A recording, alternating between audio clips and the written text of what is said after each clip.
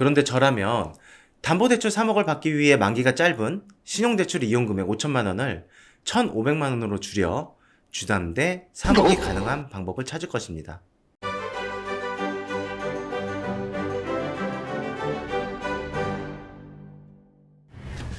안녕하세요. 차자뱅크 윤혁민입니다. 반갑습니다. 지난 시간에는 최근 이슈화되고 있는 금융용어 삼총사 LTV, DTI, DSR이 무엇인지에 대해 이야기 드렸었는데요. 그렇다면 강화된 DSR 정책에 우리가 계속 꽁꽁 묶여야만 하는 것인가에 대해 이야기 나누고자 합니다.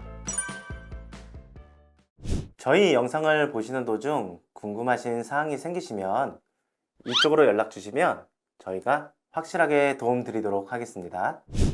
사실 단계적으로 점점 DSR이 강화가 된다는 예고가 사전에 있었습니다. 그런데 문제는 얼마까지, 언제, 어떻게 강화가 되느냐였는데요. 이 3단계가 원래는 2023년 7월에 적용되기로 한 것이 2022년 7월로 앞당겨진 것입니다. 1억을 초과하는 개인 대출에 대해서는 모두 40%를 적용하겠다.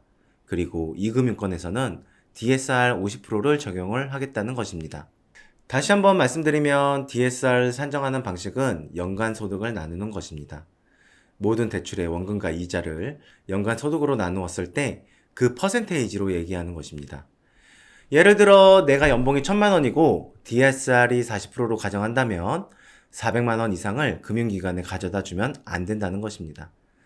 내가 400만 원 이상을 주고 있다면 어떻게 될까요? DSR이 초과되는 상황이기에 금융기관에선 대출금을 해줄 수 없다 라고 이야기할 것입니다. 그렇다면 어떻게 하면 DSR이 초과된 상태에서 대출금을 받을 수 있을까요? 그건 바로 내 소득을 높이던가 또는 금융기관에 가져다 주는 돈, 원금, 이자를 줄여야만 대출금을 받을 수 있다는 것입니다.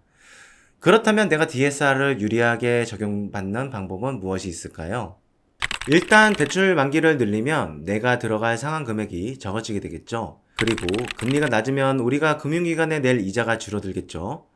즉, 대출금을 줄이는 방법, 나의 소득을 높이는 방법 등이 있습니다. 이 외에도 여러 가지 방법들이 있을 텐데요. 가장 현실적인 방법은 바로 금융기관, 은행을 바꾸는 것입니다. 왜냐하면 1금융권 은행의 경우 DSR의 40%, 2금융권에선 DSR 50%입니다. 이 10% 차이는 엄청난 차이가 있습니다. 내가 만약 주택담보대출을 3억을 받는다고 가정하겠습니다.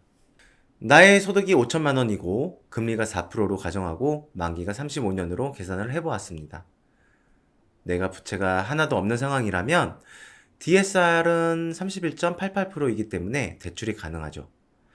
그런데 현실은 제가 그동안 고객분들을 만나보면 보통 연봉만큼, 아니 그 이상의 신용대출을 이용하고 계시더라고요. 저를 포함하여 대부분의 직장인분들이 그렇습니다. 저희 영상을 보시는 도중 궁금하신 사항이 생기시면 이쪽으로 연락 주시면 저희가 확실하게 도움 드리도록 하겠습니다. 이러한 나의 경제 상태에서 신용대출을 유지하면서 내가 주택담보대출을 받고 싶다라고 하면 DSR 비율이 55.54%가 나오기 때문에 은행에서는 대출을 못 해준다고 이야기할 것입니다. 은행에서는 DSR을 40% 이내로 낮춰야 합니다. 혹은 무언가 금액을 줄이셔야 합니다 라는 이야기를 듣게 되면 어떻게 하지? 주택담보대출을 줄여야 하나? 라고 생각하실 수 있는데 이렇게 생각하시면 안 됩니다. 왜냐면 내가 받을 수 있는 대출금이 너무나 많이 줄어들기 때문입니다. 자, 여기서 해법을 제시해 드리겠습니다. 만기가 짧을수록 불리하다고 이야기 드렸잖아요. 그런데 신용대출의 만기는 대부분 60개월로 계산되고 있습니다. 5년뿐이라는 것이죠. 그런데 주택담보대출의 만기는 35년, 그리고 지금은 40년짜리 상품도 나오고 있습니다. 이렇게 만기가 길어질수록 DSR에 유리한 것입니다. 수치로 보여드리죠. 만약에 신용대출을 5천만 원 그냥 두겠다. 그냥 담보대출을 받을 수 있는 금액까지만 대출을 받겠다. 라고 하신다면 주담대 1억 5천만 원까지 가능하실 것입니다. 그런데 저라면 담보대출 3억을 받기 위해 만기가 짧은 신용대출 이용금액 5천만 원을 1,500만 원으로 줄여 주담대 3억이 가능한 방법을 찾을 것입니다. 3,500만 원 신용대출을 줄여서 1억 5천만 원 담보대출 금액이 늘어나니 현실적으로 1억 1,500만 원의 대출금을 더 받을 수 있기 때문입니다. 물론 신용대출 1,500만 원까지도 제로로 만들어서 담보대출을 더 받는 방법도 있습니다. 이때 대출 금액을 어떻게 줄여서 대출을 받는지 궁금하신 분들은 직접 저희 센터로 연락을 주시면 보다 자세한 상담 도와드리도록 하겠습니다. 이런 식으로 우리가 만기가 짧은 상품부터 줄여야 DSR에 유리한데요.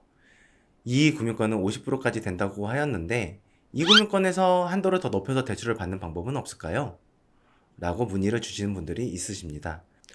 이럴 때 신용대출 5천만 원을 그대로 유지하면서 간다면 이 금융권에서는 2억 4천만 원까지 가능하실 것입니다. 즉 DSR 기준에 있어서 이 10% 차이는 상당히 크다는 것을 확인할 수 있습니다. 문제는 많은 분들이 이런 질문을 하십니다. 그럼 이 금융권을 이용하면 나중에 제가 위험에 빠지는 것은 아닐까요? 라며 불안해 하시는데요. 그럴 때마다 전 이렇게 말씀을 드립니다. 고객님께서 친구분에게 돈을 빌려주시면 그 위험이 친구에게 있을까요? 아니면 돈을 빌려준 고객님께 있을까요? 라고요. 간단하게 보통 그럴 일은 없겠지만 내가 돈을 빌려주었기 때문에 돈을 떼일 확률은 나에게 있는 것입니다. 이 금융권도 마찬가지입니다.